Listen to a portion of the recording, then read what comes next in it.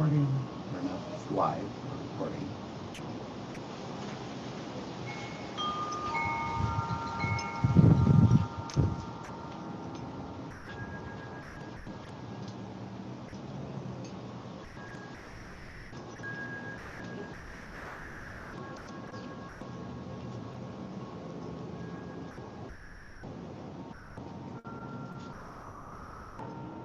We should be live.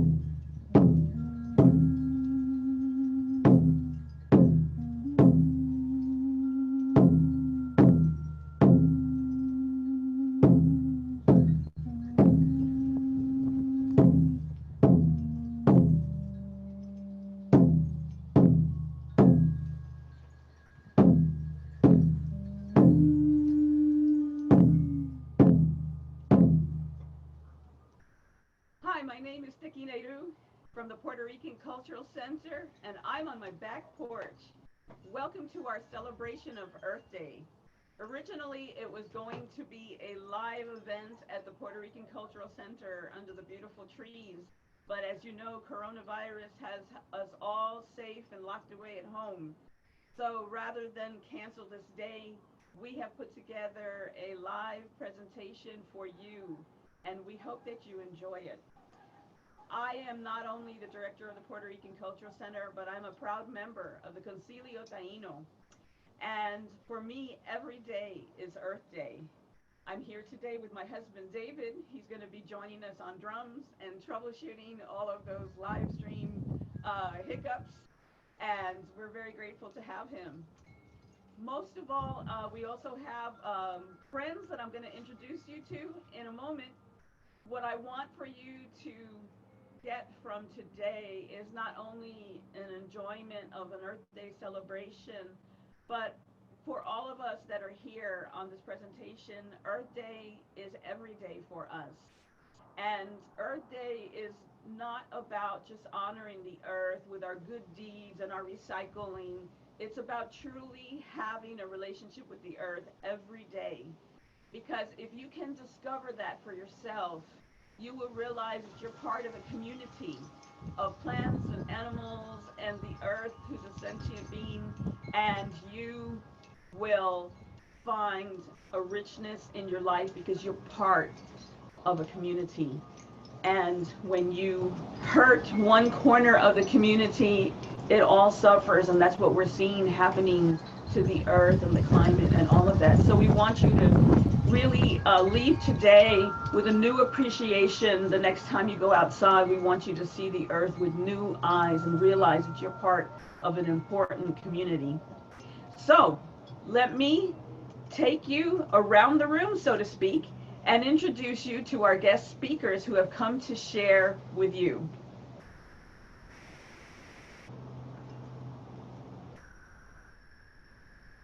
Okay, Rebekah.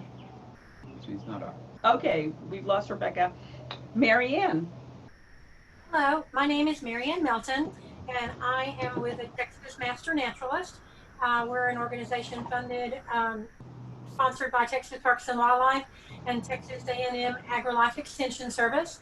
I took my training in 2009, and it is one of my privileges to get to share the world around us with people like you.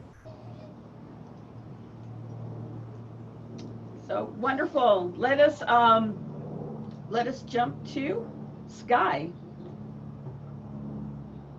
Bonjour, everyone. Welcome. Descendent Skye Howell, Potawatomi and Ottawa, and down. My name is Skye Howell of the Potawatomi and Ottawa tribal nations, and it is an honor to be with each of you all today. And we just want to welcome you, and I want to say a special thank you to Dr. Ana Maria Maynard and her husband David for cultivating and curating this experience for us today. In spite of technical difficulties, find a way to make it work, and we appreciate you taking the time to do this, because right now more than ever we must stay connected in community, and we are finding new ways of being and knowing so that we can reconnect with our Earth Mother in Atabe. So we thank you for being here, and we want to just begin with a celebration and an honoring of the original stewards of this land. Is that Rebekah? The Alabama Coshada tribe of Texas, the Lepan and Mescalero Apaches, the Caddo, the Pualtacan, the Comanche, the Comecuro, the Karankawa, the Kickapoo, traditional tribe of Texas, the Neches, the Texas Band of Yaqui Indians, the Tonkawa, the Eastern Pueblo, and the Isleta del Sur Pueblo, all those tribal nations whom we know and those whom we don't know. We also honor all those who have been detribalized, all those who were formerly enslaved, all those who were missing and murdered, all those who are fighting for humanity on our man-made borderlands still yet today. We honor and pay tribute to all in our community whom we hold in our hearts, all those who are with us and those who cannot be with us today. I invite you to connect your body and your spirit to this earth as we celebrate today.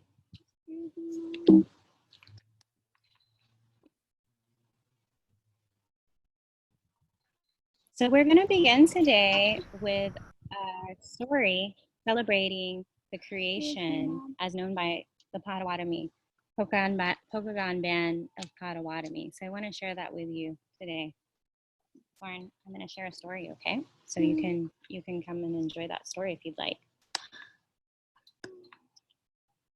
In the beginning of things, there was nothing but water everywhere, and no land could be seen. On the waves, a canoe floated, and a man sat in it, and wept because he had no idea what would happen. After a while, a muskrat climbed up into the canoe and said, "Greetings, grandfather, why are you crying?" The man answered, "I have been here a long time, and I cannot find any land." The muskrat replied, "But there is earth under all this water."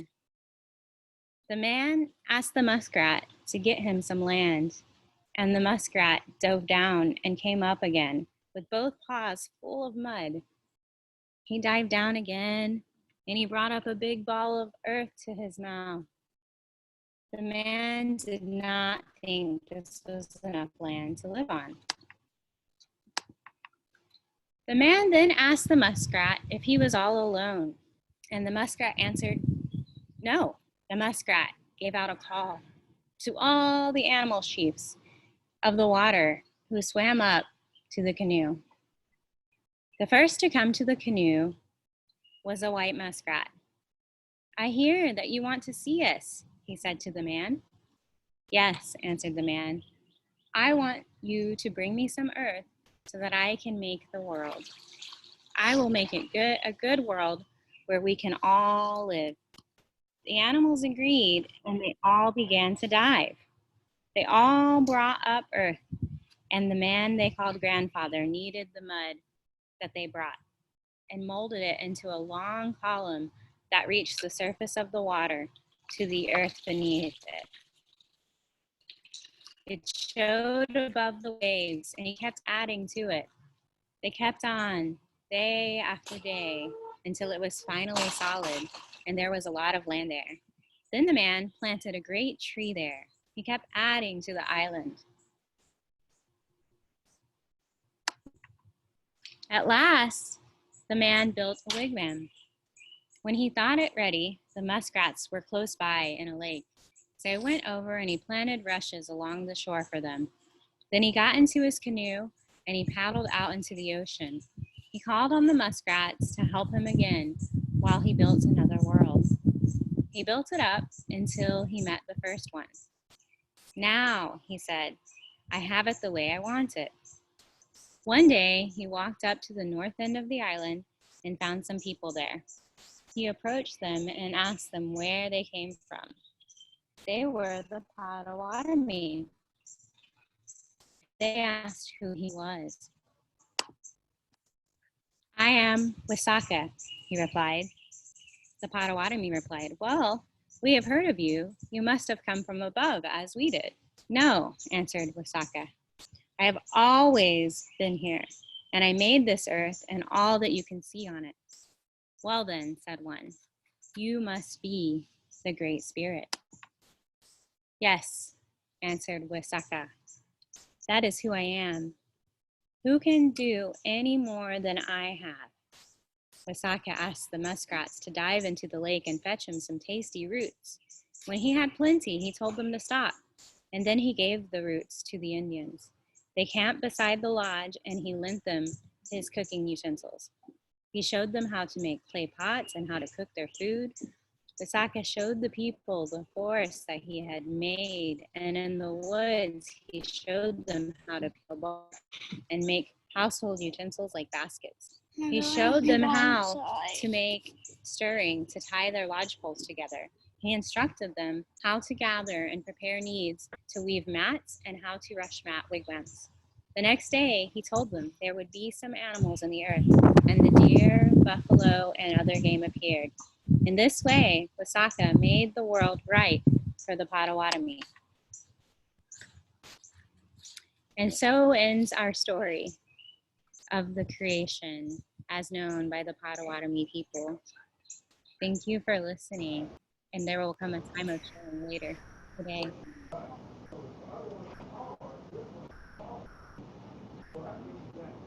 Thank you for that beautiful story, Skye. Thank you so much for that beautiful story of the creation from the Potawatomi people. What can you do to have a relationship with Atabe? That is the question. And one thing that I've learned is that if you get to know Okay, let's pretend like you have a friend, any friend, right? If you want this to be your best friend, if you want to have a relationship with this friend, you want this to be your best buddy, what's the first thing that you do? You get to know this person. You call them every day. You find out about them and their life and what they like. And it's the same way with the earth. If you try to have a relationship every day with the earth, you're going to start seeing this beautiful relationship flourish. You're going to start seeing birds come to speak to you. I mean, you might think I'm crazy, but it really is true. When you reach out to the earth and all of her manifestations, you're going to start seeing that the earth acknowledges you as well. And it's a really beautiful way to live. So we're going to start off by singing a song to Mother Earth. And in Taino, Atabe is how you say Mother Earth. So say it with me, Atabe. And we're actually going to sing it. Atabe, Atabe. So you're going to repeat, David's going to sing your part, and I want you to join us. And also, if you brought a maraca, if you brought any kind of instrument, if you didn't have an instrument in your house and you brought a pot from the kitchen, I want you to play along with us. I want us to be connected all over from where we are. I want us to be connected together and singing and honoring Atabe with this song, okay? All right, so now remember, the drum beat that David plays is what you guys are going to play as well. And when David sings Atabe, Atabe, that's your part to sing with us, okay? All right.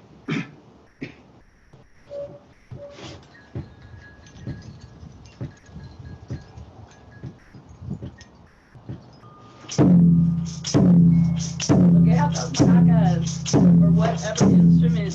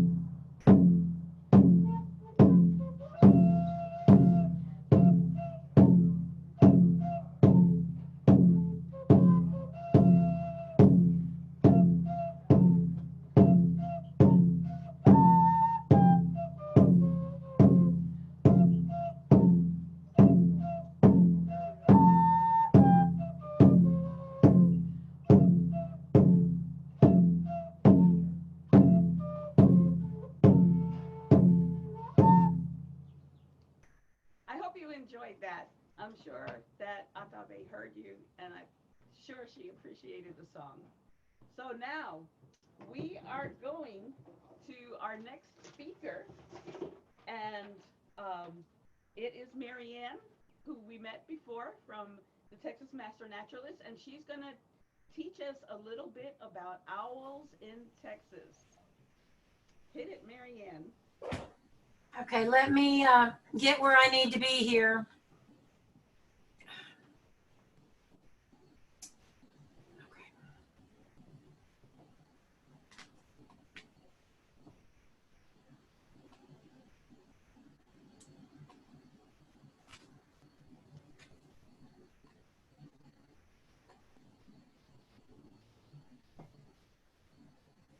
Okay, can you see the owls and can you hear me? Yes. Okay. My presentation is going to be in two parts, and we're going to talk about owls. These are actually great horned owl chicks that I was privileged to get to see and photograph in Yellowstone National Park. But owls, all owls have some amazing capabilities, and we're going to talk about some of these along with the species. So the first video, it talks about what owls can do with their heads that we cannot do. That is really something. Incredible, differing, fascinating, fabulous, mythical, and paradoxical. It's a very interesting demonstration you've got there. You have to have some knowledge of science. So that's the point. From the Department of Things Weird and Wonderful, a long-standing mystery solved.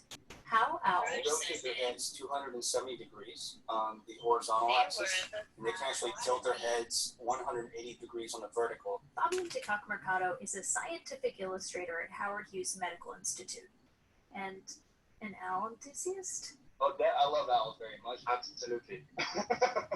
He's an owl freak. And that's his partner on this study. So I am Philippe Gaillou. Gaillou is the director of interventional neuroradiology at the Johns Hopkins Hospital. And before we go any further, you have to see this.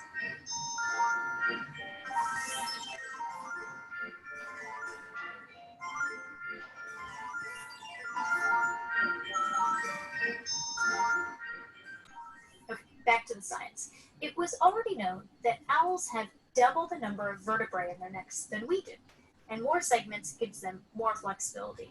But the unsolved mystery was this. Why are there not hundreds of owls lying on the forest floor with a stroke? Even if I had enough bones to turn my head like this, I'd damage an artery in my neck, and that Leads to the risk of having some blood clot formation and then a stroke from that. Gaillou specializes in vascular disease, by the way, and he says that besides clotting, the other problem is that turning your neck that much would pinch your arteries and prevent blood flow to the brain.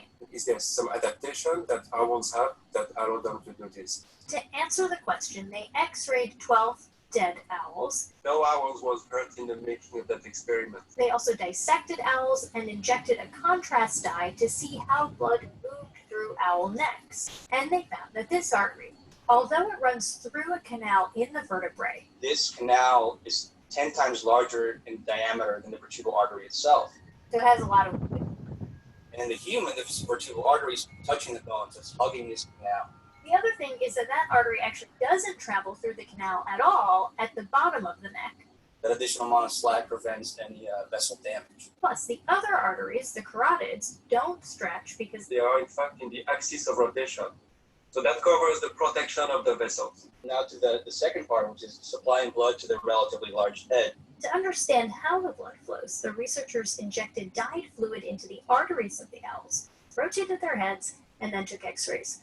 And they found something curious. We consistently noticed that these arteries were getting larger towards the base of the head. The arteries pooled blood right here. These reservoirs are most likely a mechanism to hold blood when the vessels are constricted somewhat by this extreme range of rotation. Possibly providing a source of fresh blood for the brain.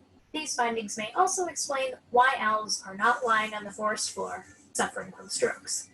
As for the practical applications, I don't think I can say that we learned from that experiment anything that's actually going to help our patients, but it doesn't matter. You know, it's interesting by itself. It goes to show that there's so many things on this planet that deserve a closer look.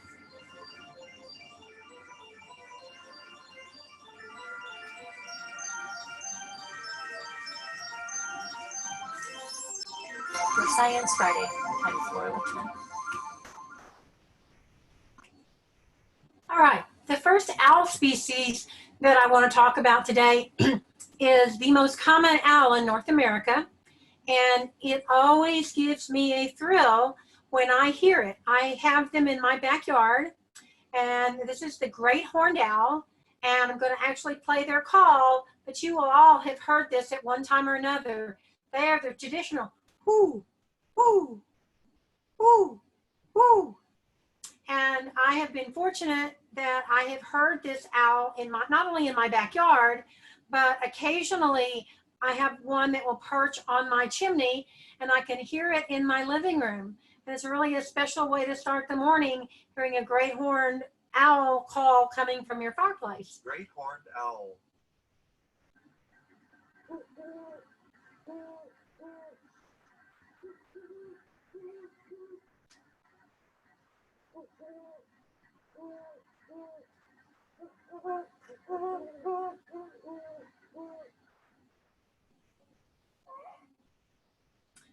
As you can see by this map, they are found almost all over North America and the United States, all the way down south through Mexico into Central America. They are year-round residents. They don't really do a lot of migration. This is the family that I found in Yellowstone, and they had a huge nest. It was probably 3 feet in diameter in a big pine tree. The science name is Bubovirgianus. They're a really tall owl. They're almost 2 feet tall. They're really bulky, and they are the only animal that regularly eats skunk. They also regularly kill and eat other owls. Often when you hear them calling, the male is calling to the female, and the female answers back. The male has a deeper voice. Here is at least 2 of the owl nests that I have seen. This was in eastern Travis County. I'm not sure why the egg was out in front. I think it may have been an egg that was bad, but this owl didn't seem to mind the passersby that observed her nest. This owl was down in the valley, and for those of you, when things open back up, if you go to the Lady Bird Johnson Wildflower Center, they have a resident pair of great horned owls that live there and nest there, and everyone loves to get to see them. Now, the next owl that I want to talk about is it's not the smallest owl, but it's only about 8.5 inches tall. This photograph was taken at the Austin Nature Center in their birds that are captive that can't be released. And if you look at him, it's very small. You hear this one more frequently than you see it, but its call is very haunting and very interesting. Eastern screech owl.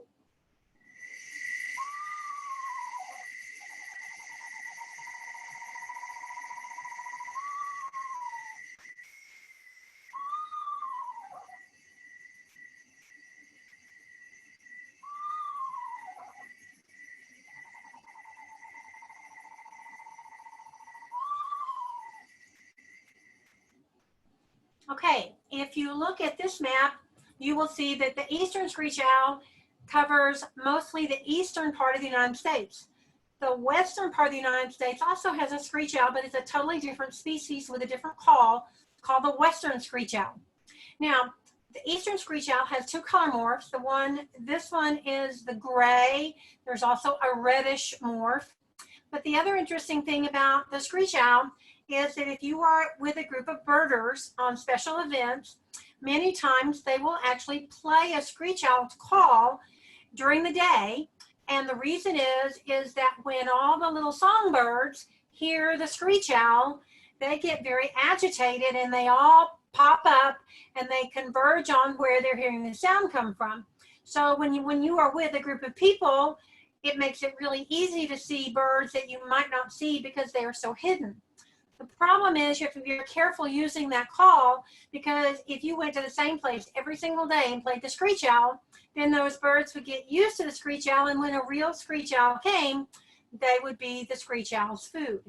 but the eastern screech owl builds their nest in tree cavities. You can invite a screech owl to come to your house by putting up a box in a tree. Screech owls nest in January and February, so it's late to do it this year. But that haunting call is something that I wish I heard more frequently. But I have great horned owls, and so the great horned owls prevent me from having screech owls, because screech owls don't want to be near a great horned owl because they would be lunch. Okay, now the next one is the favorite of the kids that I teach. This is called the barred owl, and I have not only gotten to see this in the wild, but I've also gotten to hear it in the wild. It is only slightly shorter by about an inch from the great horned owl. It's 21 inches tall.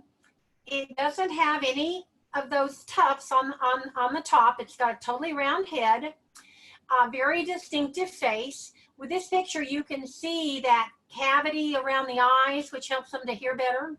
But the call for this, when you hear it in the wild, it's very, very loud. And I'm going to give my rendition first, and then you can tell me when I play the real one how close I am. But the kids love it because they can go home and drive their parents crazy. Because it says, "Who cooks? Who cooks? Who cooks? Free will!" And the very first time I heard this, I was actually on an owl prowl out near Hornsby Bend, part of a city-sponsored event. And the leaders were doing, "Who cooks? Who cooks? Who cooks? Free will!" And the barred owls answer back to us. They like to live in a forested area. They hunt at night and dusk. And they also don't want to be around the great horned owls. Here is their call.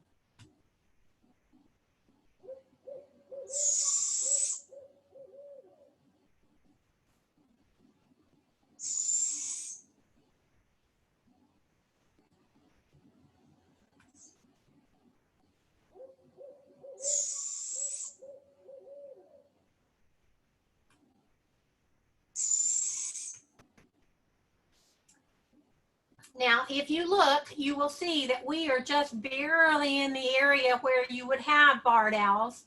One of the barred owls that I heard, I was actually in East Texas in dogwood areas near Tyler, and I was out photographing the dogwoods in the late afternoon, about 30 minutes or so before sunset. And when you hear this call in the wild, they are so loud, and it's such a beautiful call. And we do have them in Central Texas. I have seen them in Hutto. I've seen them more than once in Hutto, but it's a very, very special thing to get to hear. Now, we were up at the Waco wetlands with a group of kids, and we were fortunate to get to see a barred owl in a whole human-made nesting box. So you can also encourage more than just screech owls to your nesting box. All right, I'm going to move on for the next person. When we come back, we're going to learn something about why owls are such effective hunters.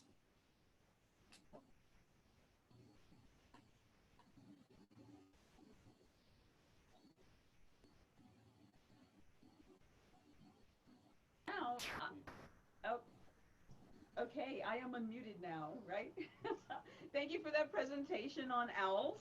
And so now I have a little game for all of the kids and adults alike to come and join us on this game.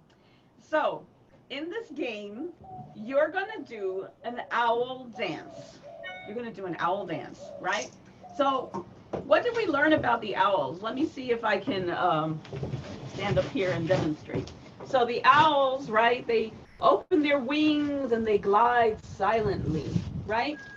And let's pretend our owl then lands in a tree, and we learn how the owl turns his head, right? And maybe while he's turning his head, you heard different owl calls. So maybe you can make, when you land, you can go like, hoo, hoo, hoo, hoo, or whatever one was your favorite. My personal favorite was the great horned owl. All right, so let's practice that. So we're coming in for a landing, and then we land, and we turn our heads, and we go, hoo, hoo, hoo, hoo, right? Okay, so now, first, there's a song.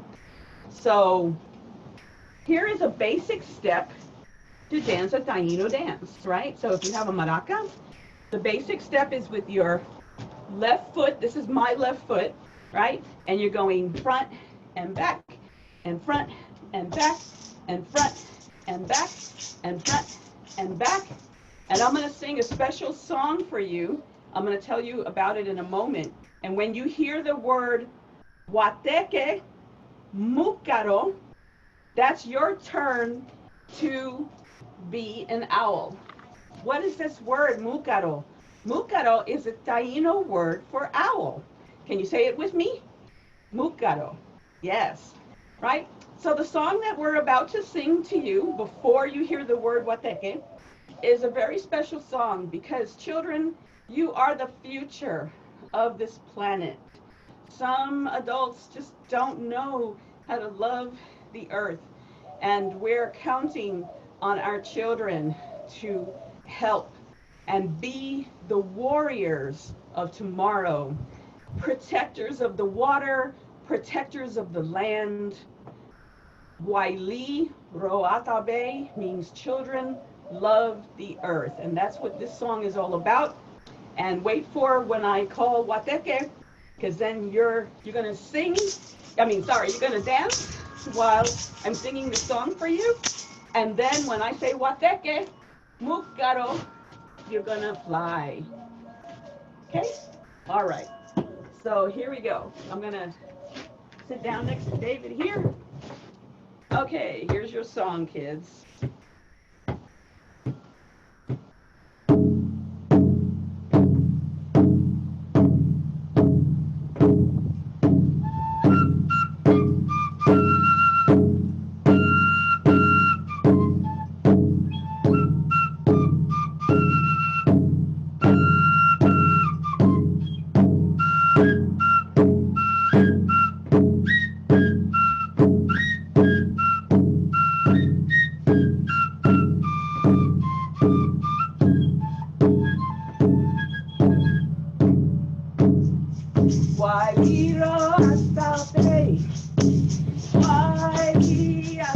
Dance with me.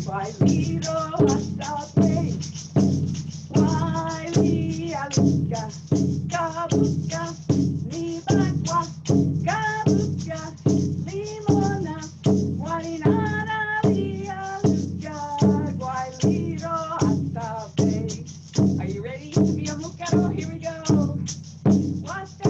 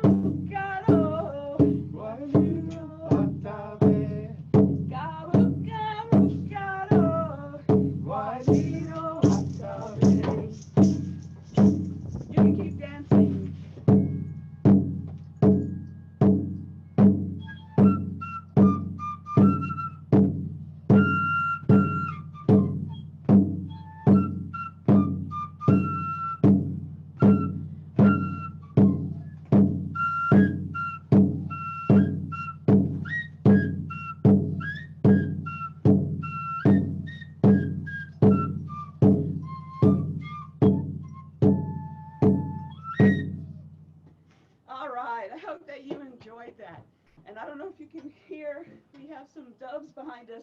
I think they were pretending to be mucaros as well. Okay, so now we have another treat for you.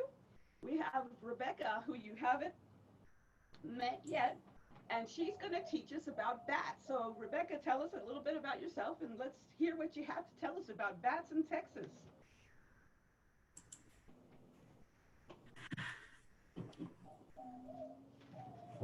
Hi everyone, my name is Rebekah Dobrasko and I work with the Texas Department of Transportation, and I work with a bunch of environmental scientists. And when we go out and we build the roads that you drive on and we maintain them and fill the potholes, and when we mow them, we make lots of plans to make sure that what we are doing is good for Texas's environment. I wanted to tell you today about one thing that we discovered completely by accident. We discovered that bats love to live in bridges. And I want to show you a video that shows you a little bit about bats. Let me pull it up and then share this with you.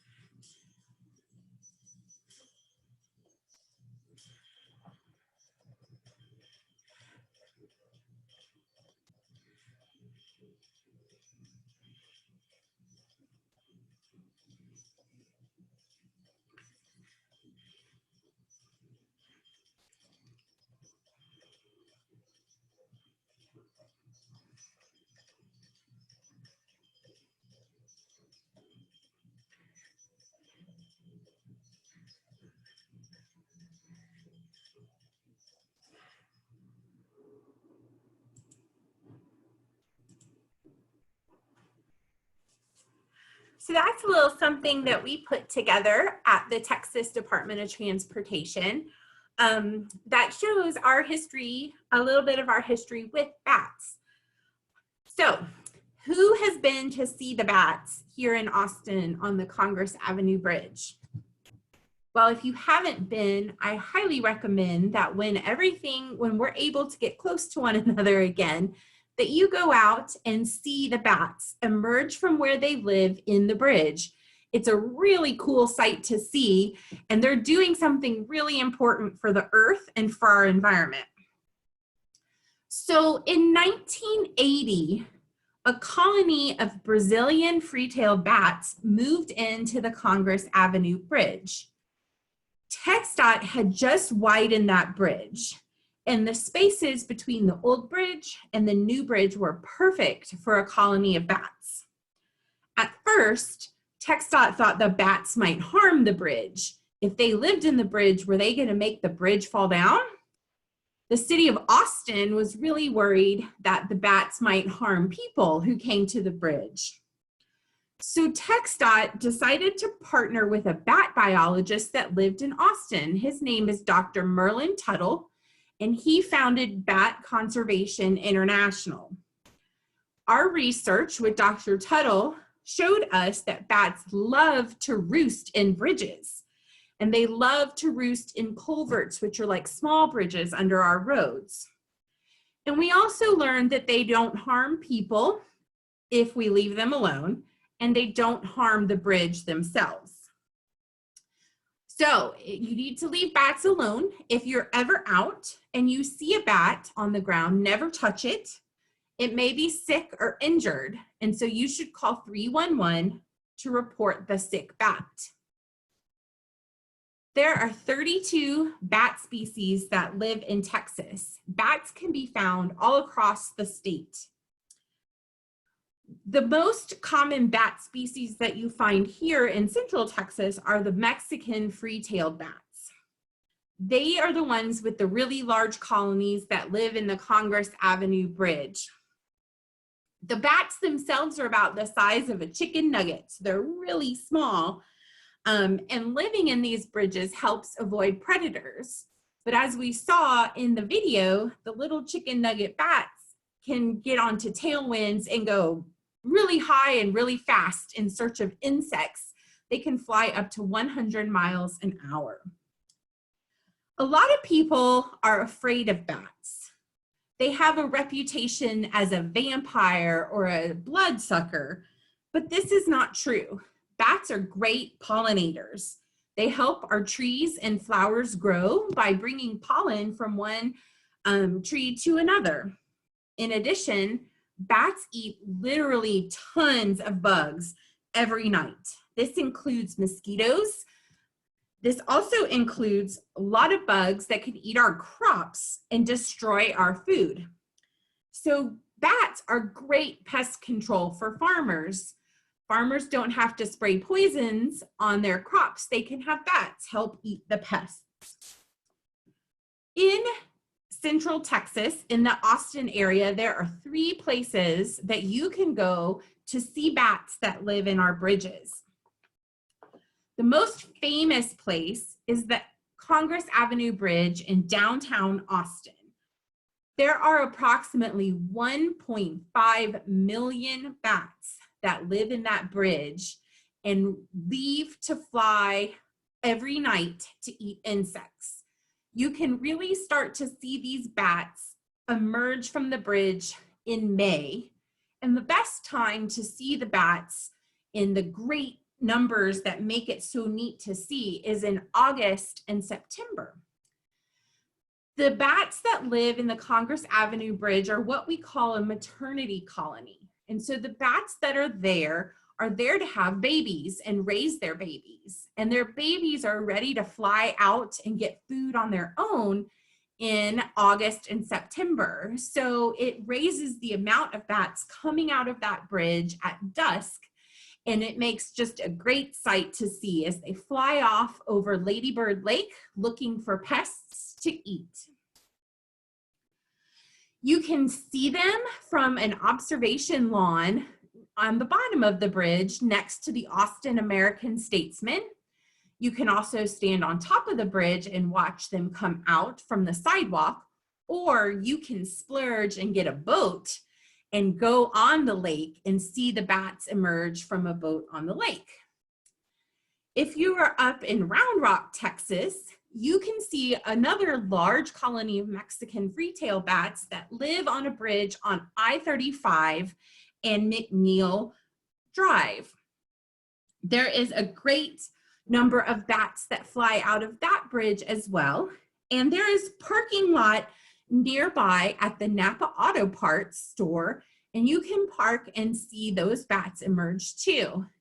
There are members of the Texas Master Naturalists group that do a lot of bat programs in the summer. So depending on what happens this summer, you may be able to catch them out there giving bat talks and telling you about the bats in the colony that lives out there. The last colony you can see in the area is further north in the little town of Salado. And this is a bat colony that lives in a bridge on I-35 as well. There is a bridge on I-35 over Salado Creek. And recently, TxDOT had to fix I-35. We made it a lot wider so it can accommodate a lot more truck traffic and people traveling up to Dallas and Fort Worth. And we had to replace a bridge that had bats living in it. So when we did replace that bridge, we built a new bridge, but we also built new bat boxes. We put them under the bridge and the bat colony moved back in. So if you were up north and close to Salado, you can see those bats as well. You would want to go visit Pace Park in Salado right off of Main Street and see the bats emerge around sunset over the summer. So I hope that you are intrigued to learn more about Texas's bats, and I hope that you get a chance to go out and see them this summer. And because we have something really special and unique here in Central Texas, as the bats go out and help pollinate and help our crops grow and are a great resource for Texans across the state.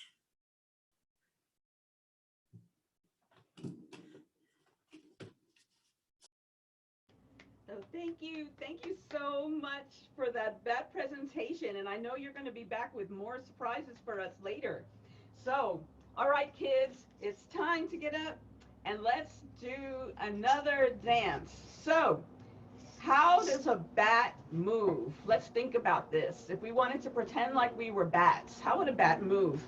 Well, if it was me, I would kind of go like this. right? So that's what we're gonna do.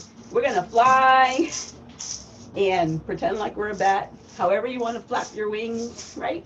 Okay, so now we're gonna do our little dance again.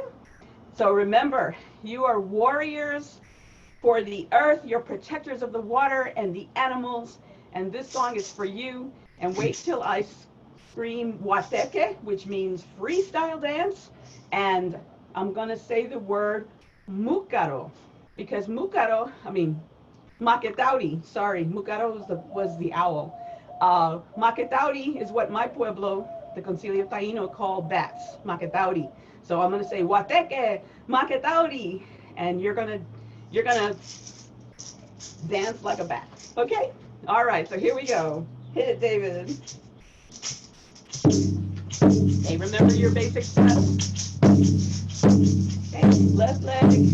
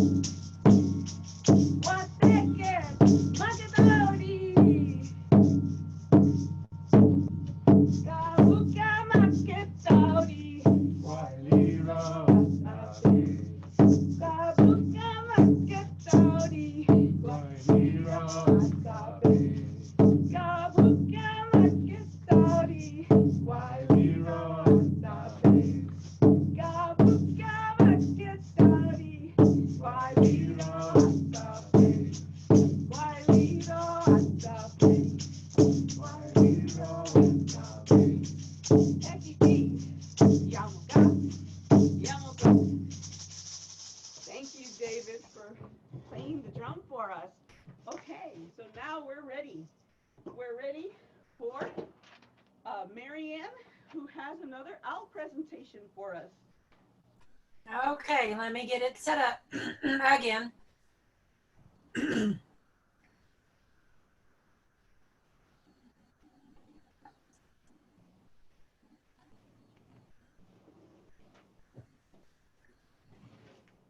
Okay, can you see the screen?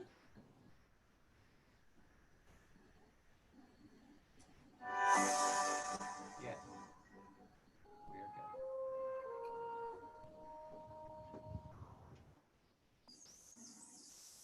Something Lloyd and Rose have noticed with their 11-year-old barn owl, Kenza. When she flies across the meadow, she's mysteriously quiet.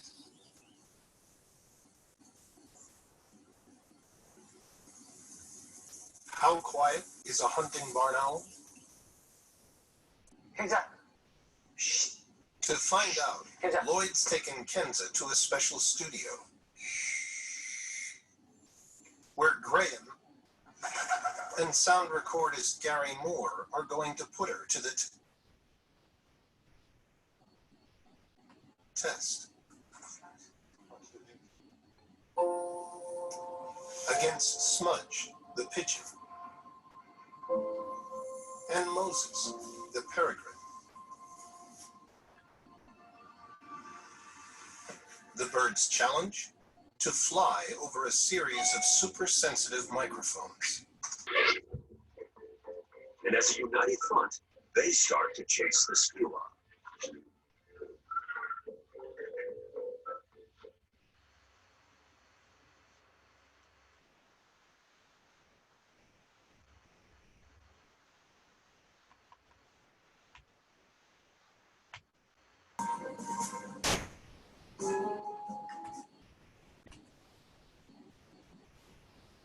Okay, the next owl that I want to talk about is the barn owl, which was featured in that first video about the owls.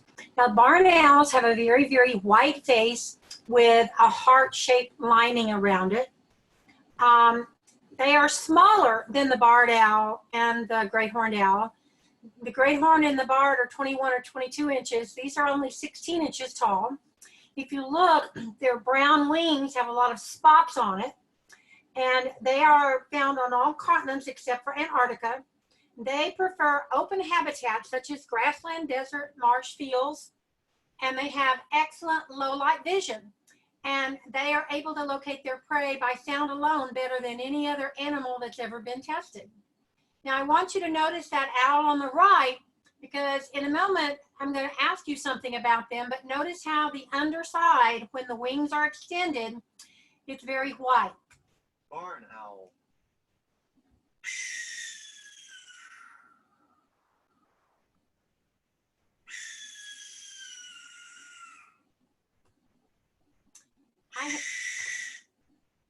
I have actually heard that sound when I did not know what it was. I was at Berry Springs Park, north of Georgetown. I was with a teenage photography student. We were doing night photography, and all of a sudden we heard a scream. And we all looked around and we went, what in the world was that? Well, it was this sound that you just heard. Barn owl.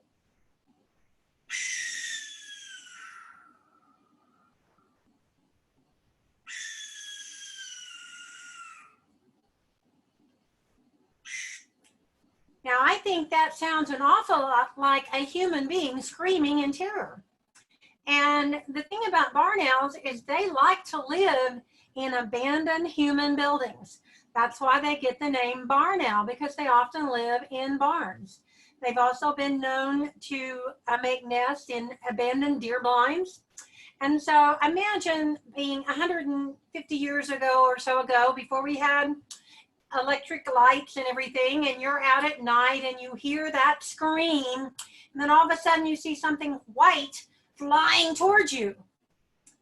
Many people think some of the ghost stories may actually have been barn owls. Barn owl. And here is the map where you can see they don't go north into Canada as much, but you can find barn owls all over the United States. I have most often seen barn owls around here going along 1:30 at night and seeing a barn owl swoop down and get prey in the median. Now, the next one might be my favorite owl. We do find them here in Central Texas. This is called the burrowing owl. The burrowing owls are only in Central Texas in the winter months.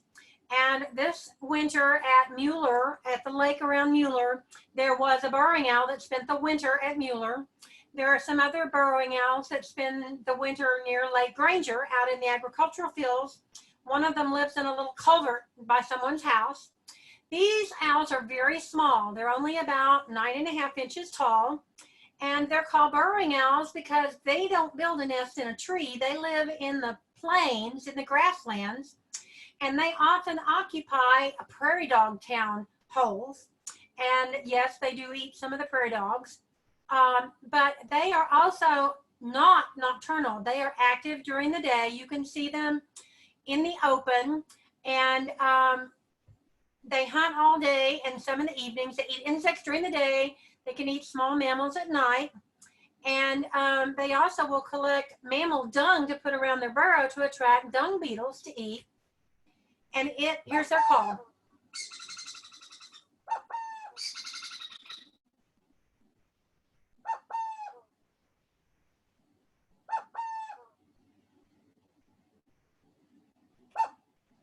A very, very different call. Now, if you look, it shows them here year-round. The non-breeding is down south into Mexico and Central America. If you see, they breed up in the Texas Panhandle, which is where I first saw mine, all the way north into Canada. Some years back, I was with some scientists, and they were saying that they really don't know exactly where they all go during the non-breeding season. They don't breed here, but they do breed further north. And if you're up in the Texas Panhandle in the flatlands, this is what they will look like. You can see they're in a prairie dog town, and there were babies and adults when I got to photograph this. Now, this next owl is also a really cool owl. It has very, very long wings, and it is also one that can be active during the day. The first time I saw one, it was during the day. They're about 15 inches tall, and they are often sometimes confused with another bird called the northern harrier because they hunt by flying about 8 feet above the ground looking for food. The difference is when you get a good look at them with your binoculars, you realize you've got an owl face instead of a raptor face. And they are spotted underneath, and they can be seen near Lake Granger. To see them, you have to know where they are going to be, and then you have to be there before sunset and wait until it gets dark, and then you might get lucky. I've been lucky, but sometimes I find them and sometimes I don't. But they winter throughout all of Texas. Oh, here's their call.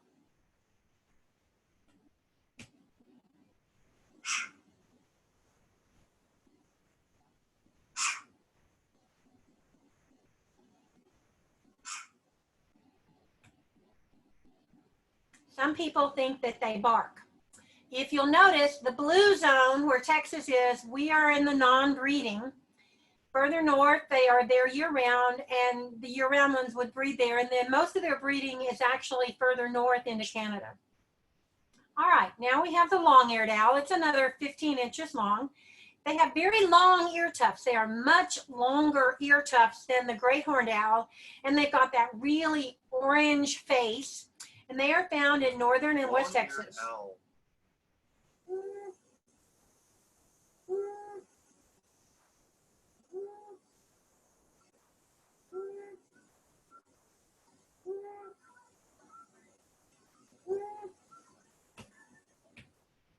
You will notice that their call is much a longer ooh, ooh, and at a different pitch. All right, now the last one is the best one. This is the smallest owl. He's only 5.75 inches tall. He's about the size of a sparrow. And I took that picture right there. And to get there, this is down in the Texas Valley, in the Rio Grande Valley, near McAllen. And it lives in the desert riparian woods. And a nice park ranger told me about this, so I came before sunset and set up my camera, and I was one of the first ones there. And all I could see was this hole, this little round hole, and I waited, and I waited, and I waited, and they do nest in tree cavities and saguaro cactus. And I waited, and then all of a sudden he poked his head out, and he was so cute. Well, the next time I got to see him, I was in the Davis Mountains, and I had been alerted by the gatekeeper that in the campground, in a telephone pole, there was an elf owl family. And so I went and I waited with a lot of other people, and I waited and I waited, and it got dark, and they finally came out. But this little elf owl makes a loud racket. For being a little bird, it's a loud racket. And the campers that night were in a tent camper, and I suspect that they heard this elf owl all night long because there was a pair of them. They didn't give me a good look-see, but this is what I heard.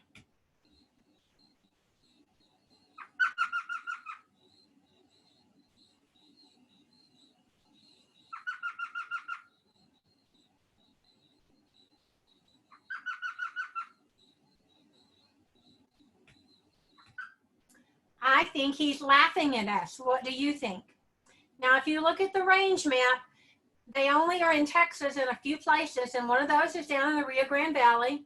The other is in the more desert parts of far west Texas, the Big Bend area, down toward Palacios. They can also be found in western New Mexico and Arizona. But if you ever get a chance to see or hear one, think about they're laughing at us. Thank you so much for your attention. It has been a delight to be with you today. And I really hope that you get a chance to go and hear some of our Central Texas owls. Oh, I forgot one. I'm sorry. This is the Ferruginous pygmy owl. This is also a Rio Grande Valley bird. And this particular bird was found at Benson State Park. And they had a flood there in 2010. And they have not been seen there. since that flood. You can see them at the King Ranch, and here's what, they are really cool because here's their sound.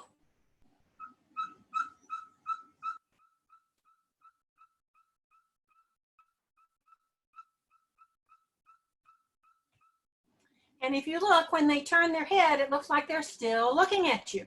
Front, back, front, back. And here is where the Ferruginous pygmy owl is found. They are found at the very southern tip of Texas, which is where I saw it. They also live in the saguaro trees in Arizona. Thank you so much. Bye for now.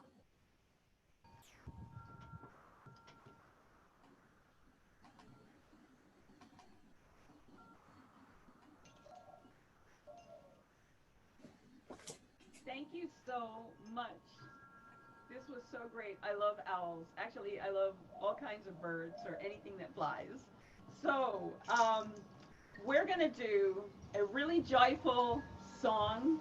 I'm going to teach everyone a little drum rhythm, and if you want to dance, either way. So let's see. So this is a song called Taito again, which means welcome.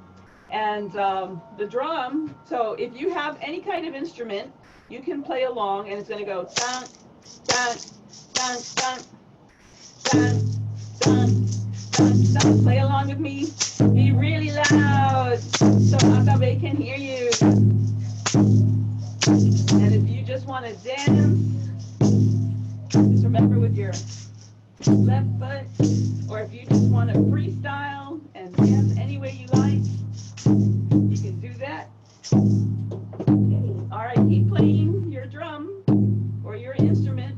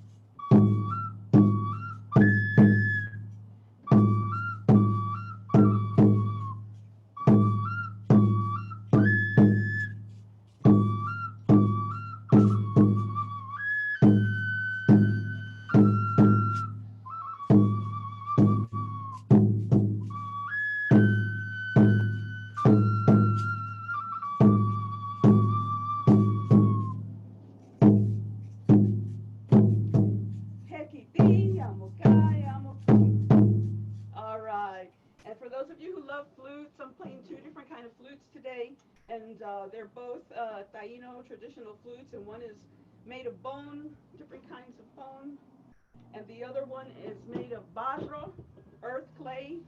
This one is like a little bird. Let's see. Yeah, you can see it. Little bird. And the first one that I played at the beginning was in the shape of a turtle. So, okay, so now, here we go to the next presentation. I'm really excited about this next presentation. So, I'm going to give everybody a moment as I introduce this guest. Find yourself a piece of paper. Maybe I need a different piece of paper because that's my agenda, right? Find yourself a piece of paper because we're gonna do an origami with Rebekah. So Rebekah, teach us how to make an origami. Okay, so today what I want to show you is how to make a bookmark. And the bookmark we're going to make is a little bat. So we're going to have a bat that you can use to mark your space in your book. I am going to upload the instructions for this as well as a template to make your own bat origami onto the Facebook event page when we're done, so you can see instructions and actually see a template for this if you want to make more on your own. So today I have a piece of paper. I actually have some scissors, but we can do this with tearing the paper too. And then some tape. And so these are the things that you're gonna need to make a bat origami bookmark, which also can also be a little bat finger puppet. So, so the first thing we're gonna do is we're gonna take our piece of paper and we are gonna create a square. The square can be as big or as little as you want it to be. For this actual, and for the pattern that I'm gonna upload, the square is going to be 4 inches by 4 inches. So you can either fold, cut, or tear a square. I am going to cut a square.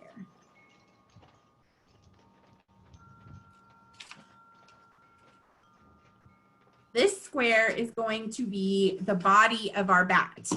So you can use white paper, you can use black paper, you can color your paper, you can do whatever you want for the color for your bat. Okay, so do we all have our squares?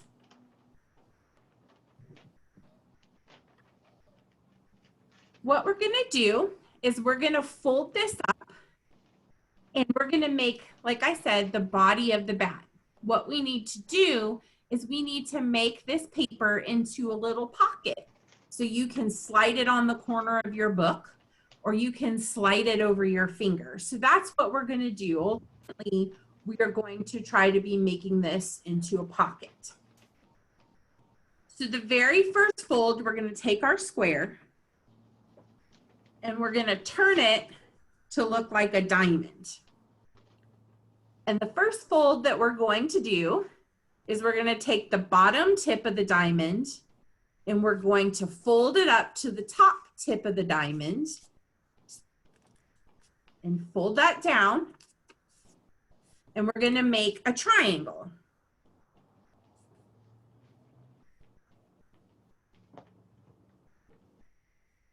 The next fold we're gonna do, we're gonna take one of the points of the triangle, so not both of them, just the one in front.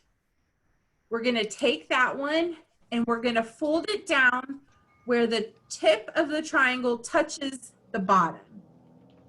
So see, it kind of folds over like this. My light's kind of glary, but you're going to fold it. You're going to have a little fold where the tip touches the bottom of the triangle. That's our next fold. Then we're going to take this side, this point of the triangle, and we're going to fold right here. So right where it folds on the other, we're going to touch this tip to where our first fold's tip is. So we fold it like that.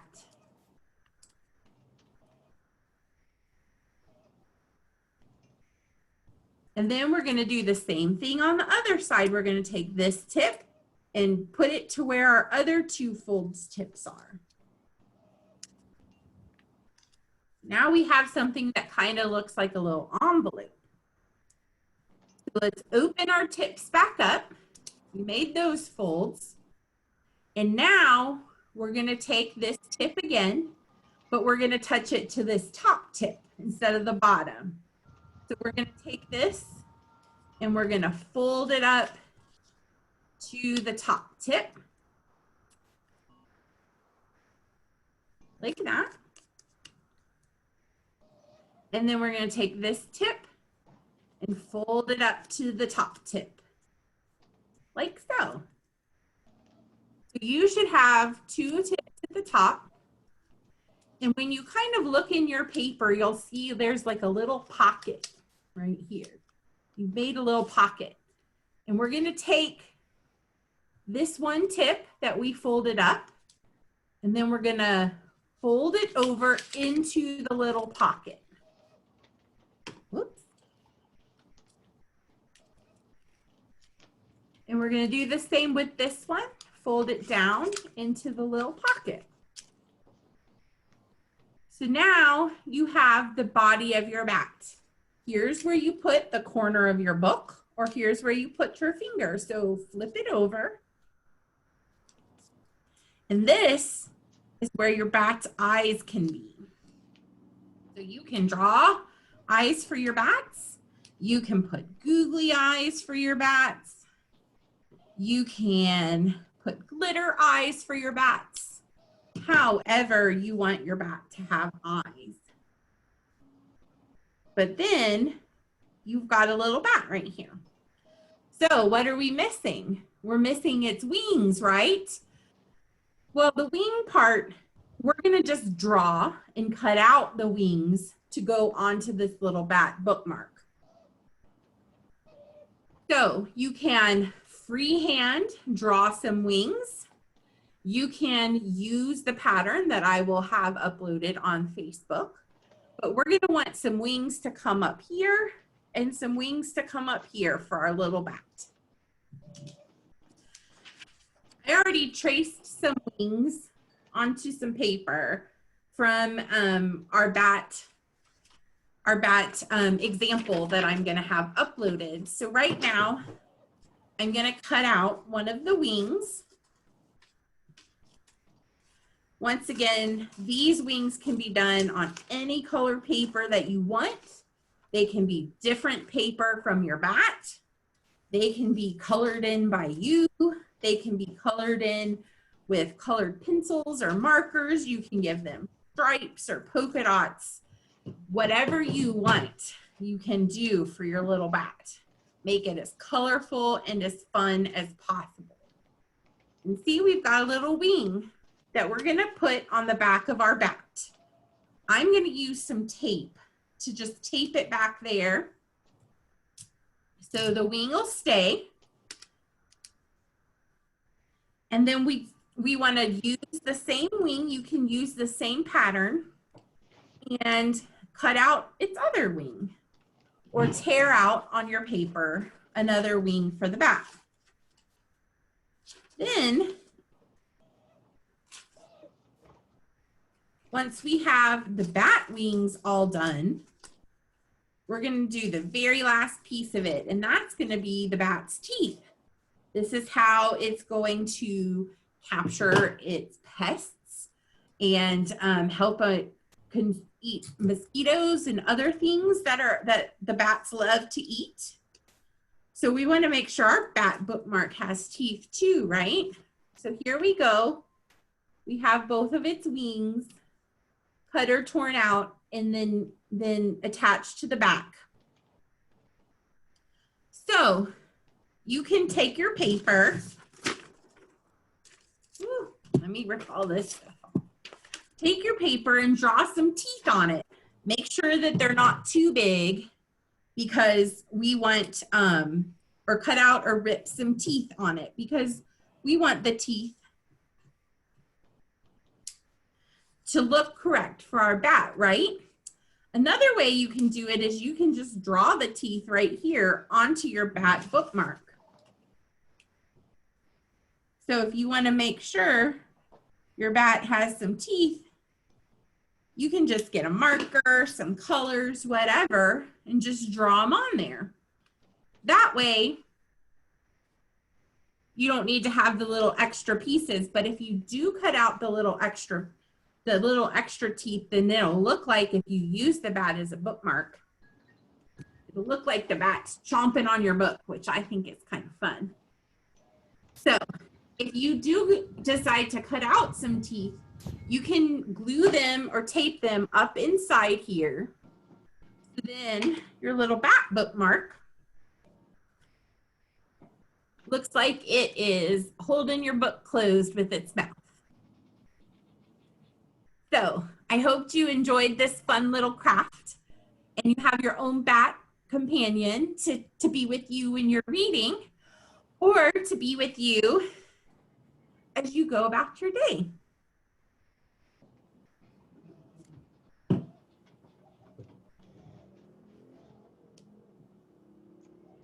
Thank you so much, Rebekah. You are welcome. David and I are here. We're going to show you our bat. We're changing cameras here. Here we are. Here we go. Yeah. Here's our little bat. Mine has bigger wings than yours. I love it. I've never done an origami before, so this is really sweet. And now I have a pile of books that I need to read, and at least now I have a bookmarker. I'm so excited. Thank you so much for this. So, okay, everybody, we're going to have a final areito. Areito is a dance. It's the word for a ceremonial dance in Taino. And so this one is going to be an exciting final dance. And so we want you to get out your instruments or your maraca or whatever you're using to make a drum. And if you want to play along the drum rhythm with David, it goes dung, dung, dung, dung. Loud, soft, loud, soft, loud, soft, loud, soft, loud, soft. Okay? All right, everybody get up and dance. And we can dance double time. That. Or you can dance around Rebekah. You can dance around freestyle, however you want to dance. Here we go.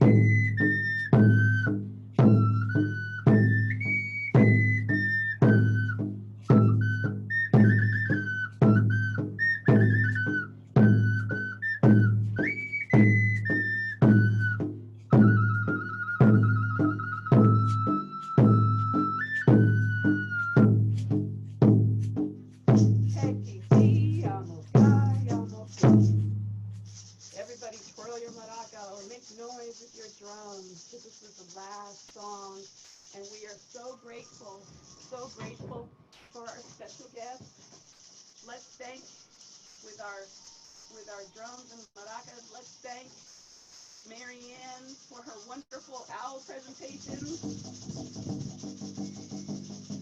Let us thank Rebekah for her bat and her origami. Thank you.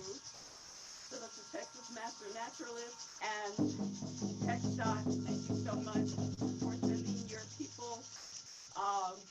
We hope that this has opened your eyes. It's about relationship with Mother Earth. It's not about recycling or restoring or conservation. It's about relationship. That's what Mother Earth wants. She wants a relationship with you.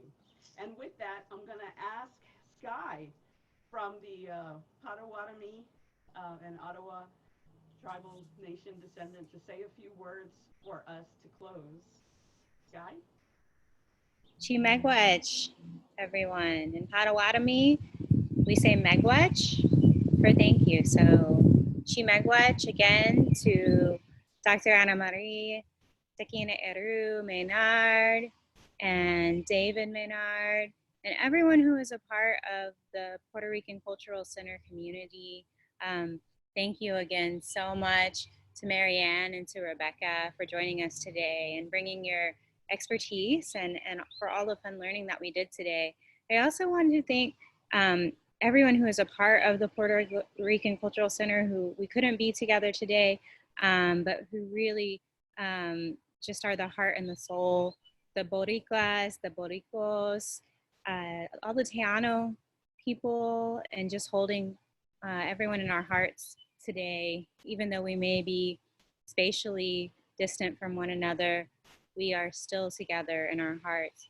So we want to thank you. And I know for everyone right now, things can be very stressful and unpredictable. And I just want to remind everyone that not only is Mother Earth our friend, Atabe is a healer, and we can heal from our time spent in Mother Earth. She has the medicine that we need right now.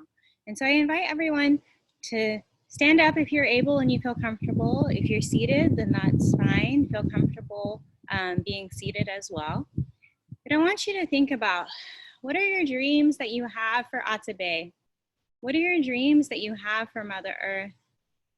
For our community right now, what are the dreams that you have? And I want you to reach really high up into the sky, into the clouds. And I want you to grab those dreams and I want you to pull them down and bring them into your heart. Reach really high, grab those dreams, pull them into your heart, hold them close. Don't ever let go of those dreams. Keep bringing them to your heart. And I want you to remember your roots. So I invite you to go down to the ground and touch the ground if you're able to. And think of your roots. Where do you come from? Who do you come from? And just thank your ancestors, because you are the dreams of your ancestors. Right now, manifest it. And say thank you and megwech to your ancestors. And now I invite you to think of being a tree and just sway back and forth in the wind. And think of all of your friends, all of our friends in nature, all of our friends around us. Just sway back and forth and think of our community. Give yourself a big hug. Give a big hug to all those who you want to hug so bad right now that you're not able to hug. 2, stomp your feet. And we're going to stomp out all the fear that we have right now, all the stress that we have right now, all the negativity. We're going to stomp that out. We're going to stomp out the oppression that people are facing. We're going to stomp out this illness. We're going to stomp out all those things that are negative and let go of them. Let's stomp really hard. Stomp really hard. And come together. And again, give yourself a big hug. Give everyone here a big kiss. Chi megwech. And in Potawatomi, we don't say goodbye unless we don't want to see you again. So Bama Pi. Bama Pi, everyone.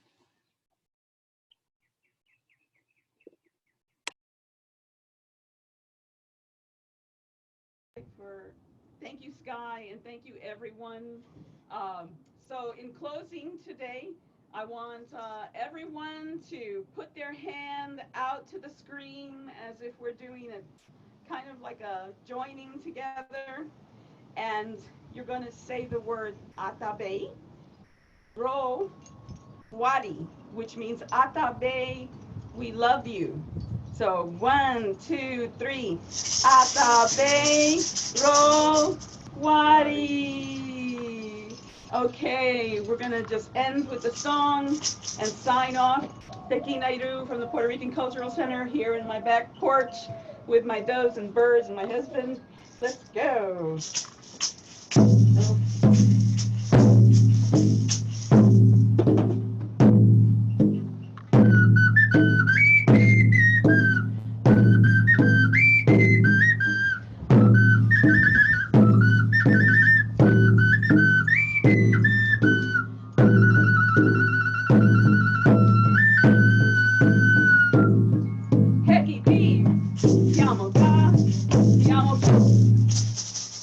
Bye, everyone.